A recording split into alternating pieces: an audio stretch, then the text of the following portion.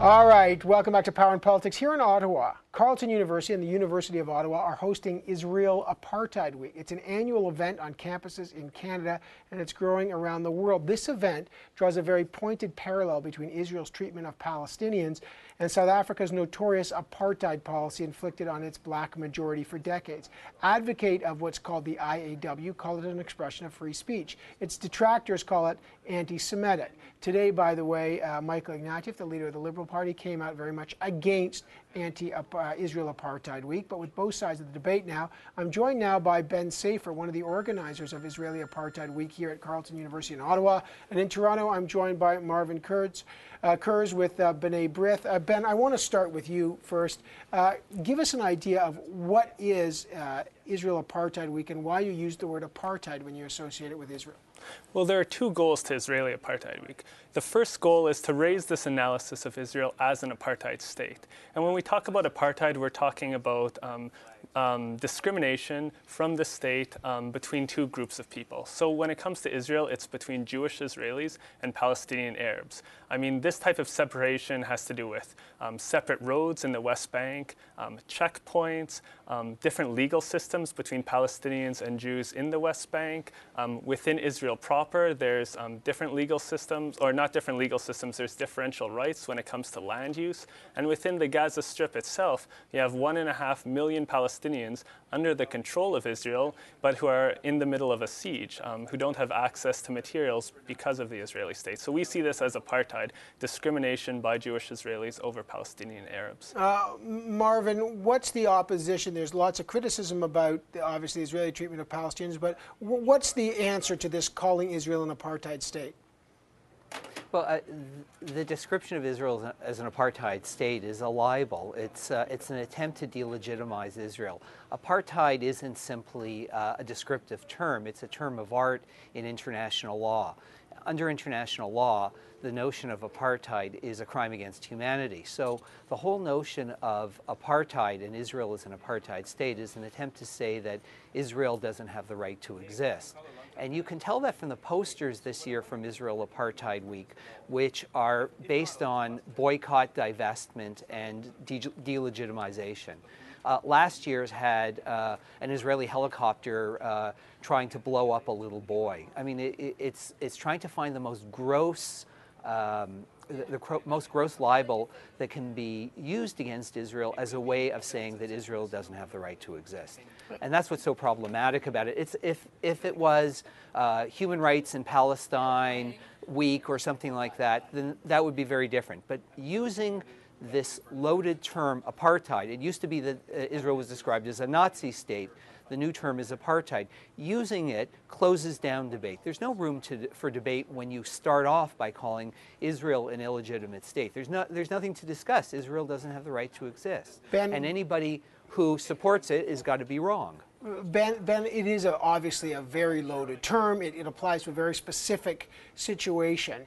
Given the fact that there is an open dialogue about human rights abuses with the Palestinians, security concerns, I mean, both sides have legitimate arguments to be made. Why choose that specific term, which seems to inflame so many passions?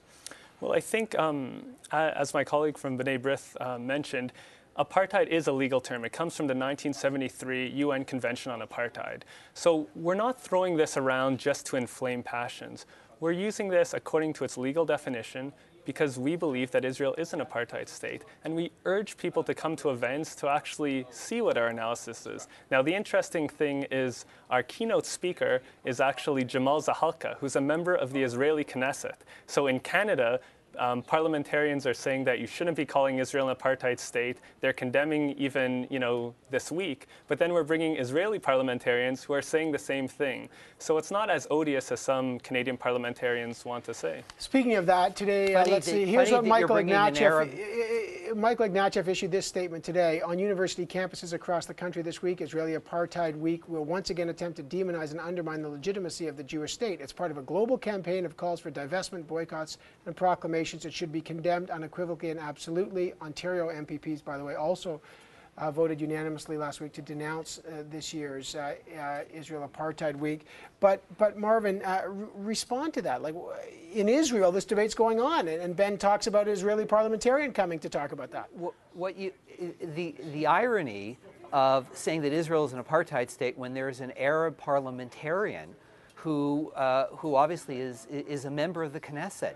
If Israel is such an apartheid state, why are there Arab members of Knesset? But even more to the point is, why is Israel singled out as the lone apartheid state? In a world of human rights abusers, people like Ben and their confreres find only Israel. Like, if you want to talk about apartheid as being some kind of discrimination, isn't there discrimination throughout the Arab world? Isn't there gender discrimination? I certainly couldn't move to Egypt, to Saudi Arabia, in Dubai, where there's an allegation that the Israelis killed a Hamas operative. A year ago, an Israeli tennis player was thrown out simply because of her nationality. I don't hear Sudan Apartheid Week when the Janjaweed were slaughtering hundreds of thousands of people just because of their ethnicity.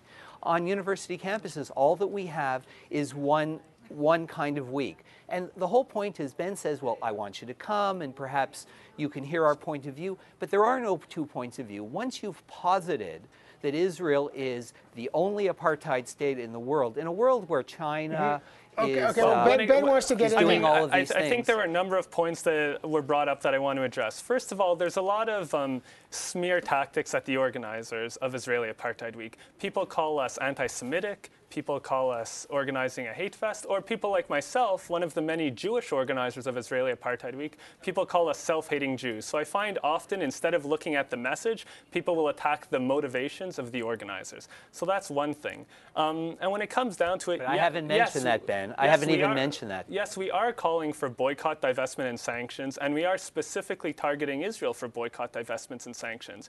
But the reason for that is twofold. First of all, this is what Palestinian civil society has called for people who support their human rights. They've said, if you support us, work in your local communities.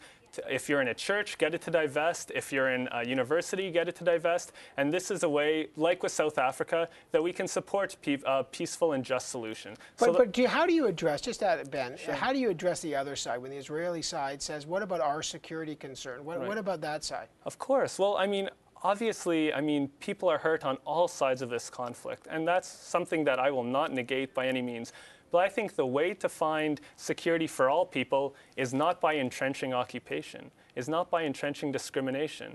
I think that these discriminatory policies, this occupation, these apartheid policies are what lead to violence. All right, Marvin, last word to you. Well, the irony is that nothing could be more discriminatory than to label one state and one set of supporters as being crimes against humanity. It posits Israel as the Jew among nations. It's anti-Semitic only because it treats Israel, the only Jewish state, as the only state deserving of those massive sanctions and the only state that's deserving of that kind of opprobrium. All right, Marvin Kurz from B'nai Brith in Toronto, and here in Ottawa, Ben Saifer, a student at Carleton University. I appreciate both of you coming in today. Thanks. Thank you. That's an ongoing debate, and we'll be seeing that all week. Coming up, a stable economy and a sustainable environment. It can be done. We're going to hear from the group that is proposing how Ottawa go about finding this balance. That's coming up next on Power and Politics.